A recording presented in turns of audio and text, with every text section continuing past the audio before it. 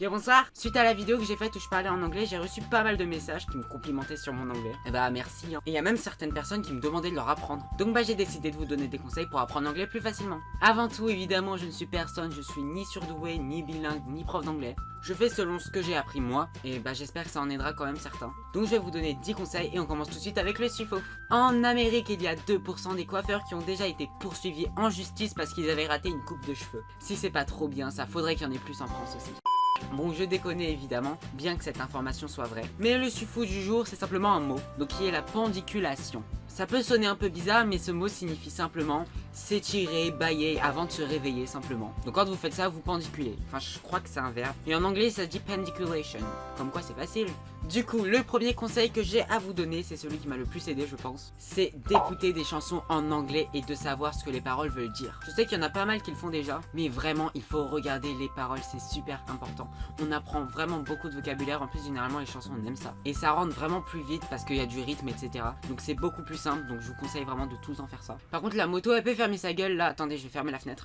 Et du coup voilà, cherchez à comprendre les paroles mais surtout ne pas les traduire sur Google Trad ou je sais pas quoi parce que ça vraiment ça fait de la merde. Mais on y reviendra après. Deuxième conseil évidemment, c'est de regarder des séries, des dessins animés, des films en anglais. Alors c'est vrai que je vais pas vous mentir que c'est un conseil que je fais pas trop parce que simplement je regarde très peu de séries, de films, etc. Mais pour ceux qui aiment ça, ça vous fait travailler de ouf votre oreille, votre prononciation, votre compréhension et ça peut vraiment vous aider. Troisième conseil évidemment, c'est d'être motivé. Je ne sais même pas pourquoi il est en troisième, il devrait être en premier tellement c'est logique. Donc voilà, évidemment si vous n'êtes pas motivé à apprendre l'anglais, si vous n'avez pas d'objectif à atteindre, bah ça ne sert à rien en fait. Parce que si vous avez vraiment la détermination, vous allez y arriver et tout va rentrer. C'est hyper simple, mais dites-vous pourquoi vous voulez faire ça. Moi par exemple, mon objectif c'est d'être bilingue. Et tout d'abord parce que c'est une langue internationale et je pense que ça peut vraiment m'aider professionnellement. Et ensuite j'aimerais beaucoup aller aux États-Unis et tout ça.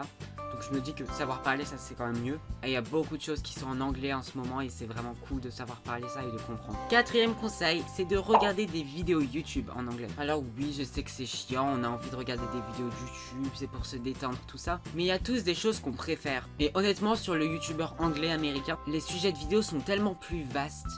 Vous allez vraiment trouver votre bonheur. Il suffit juste de taper les mots que vous recherchez en anglais. Et vous inquiétez pas, vous trouverez des vidéos là-dessus. Et certes, c'est chiant, des fois on comprend pas. On peut activer les sous-titres automatiques. Parfois ça aide, parfois ça comprend pas bien. Mais ça aide quand même, je vous assure. Et vraiment en faisant ça, on apprend plein de vocabulaire et tout. Parce que ça nous intéresse et parce que ça rentre plus vite. Cinquième conseil, c'est de noter les mots, les phrases, les expressions inconnues. Dans la vie de tous les jours, on est tous amenés à voir des choses inconnues en anglais. Et moi, à chaque fois que j'en vois, je les note. Si c'est sur mon téléphone, je prends des screens dans le but de les écrire plus tard. Si c'est en IRL, je le note sur un petit cahier, donc qui est comme ceci. Et vraiment, je note tout. Je souligne dessus des phrases, des mots que je ne comprenais pas. Et honnêtement, ça peut paraître scolaire, etc. Mais ça m'a vraiment beaucoup aidé. J'ai presque jamais relu ce cahier. Et le vocabulaire qui est là, je le connais presque par cœur, sans avoir relu. En fait, quand vous êtes intéressé et que vous notez, bah ça rentre plus vite dans votre mémoire. Et lorsque vous êtes amené à revoir ce mot, soit vous allez simplement le connaître parce que c'est rentré, parce que maintenant vous le connaissez. Ou alors vous allez vous dire, mais attends, je connais ce mot. Je sais que je l'ai déjà vu quelque part, mais je m'en souviens plus. Et étant donné que vous avez noté, vous allez revenir, vous allez voir ce que ce mot signifie. Et ça va rentrer hyper simplement. Donc voilà, vous pouvez faire des fiches si c'est plus simple. C'est comme vous voulez. Sixième conseil, c'est de changer son téléphone en anglais. Pour améliorer son anglais, il faut en faire tous les jours. Et ce qu'on utilise tous les jours, c'est son téléphone. Ça va pas faire des miracles, mais pareil, vous allez apprendre du vocabulaire et tout. Pas d'excuses, tout le monde connaît son téléphone par cœur, vous allez pas vous perdre. Ça va juste un petit peu vous forcer. Et vous allez apprendre plus simplement. Et même parfois ça peut aller beaucoup plus vite. Moi par exemple j'ai mis mon Siri en anglais. Et du coup quand je vois un mot inconnu sur mon téléphone, Hey Siri, translate soulful in French. Mélancolique.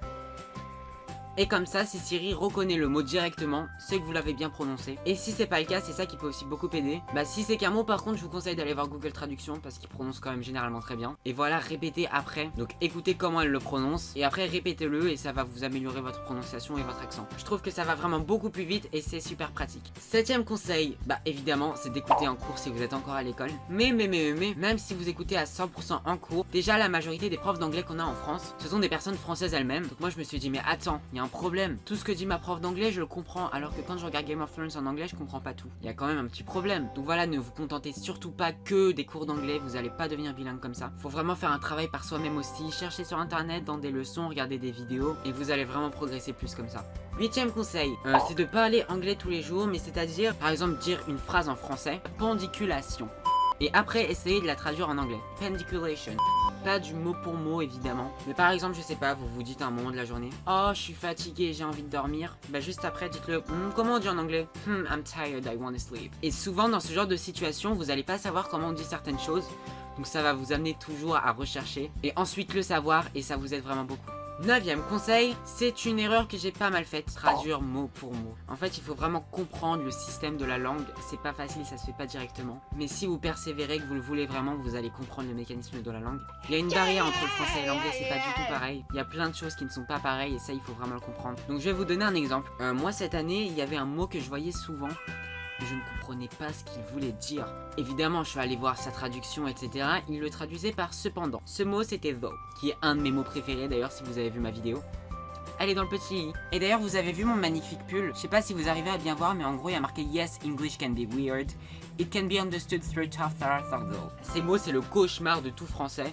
Mais moi je les aime bien, parce qu'en fait il est assez compliqué, il peut se mettre avec even though, on peut aussi d'ailleurs le dire par even if, on peut aussi le mettre au milieu de la phrase, là il veut plutôt dire cependant c'est vrai, mais surtout à la fin de quelque chose, c'était ça qui m'intéressait le plus. Par exemple si quelqu'un disait oh my god this drawing though, et bah moi je comprenais pas, j'étais en mode ce dessin d'accord mais le though il sert à quoi? Et puis j'ai vraiment voulu, j'ai cherché de ma tête, honnêtement là il y a personne qui m'a aidé, j'ai demandé à ma prof, elle m'a pas aidé, j'ai même demandé à une personne d'Amérique, elle m'a dit qu'elle pouvait pas m'aider, et là je me suis dit ok tu vas pas pouvoir compter sur tout le monde tout le temps, faut que tu travailles un petit peu ta tête, et là j'ai compris que ça voulait dire par contre. En fait c'est ça, c'est assez compliqué à traduire, il n'y a pas vraiment d'équivalent en français. Mais ce qui peut le plus s'en rapprocher c'est peut-être oh mon dieu ce dessin par contre, en mode c'est exceptionnel. Donc voilà, s'il y en a qui savaient pas ce que ça voulait dire, j'espère que je vous ai aidé. Donc voilà, faut vraiment comprendre le mécanisme de la langue. Et enfin 10e conseil qui est assez compliqué à réaliser je sais.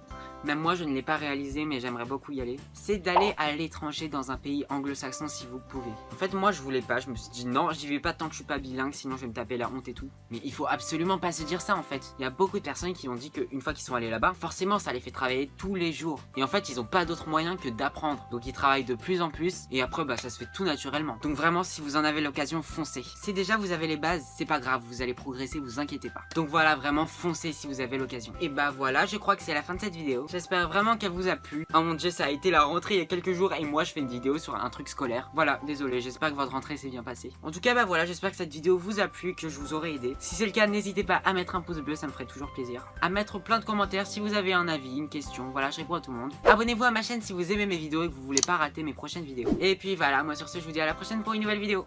Salut!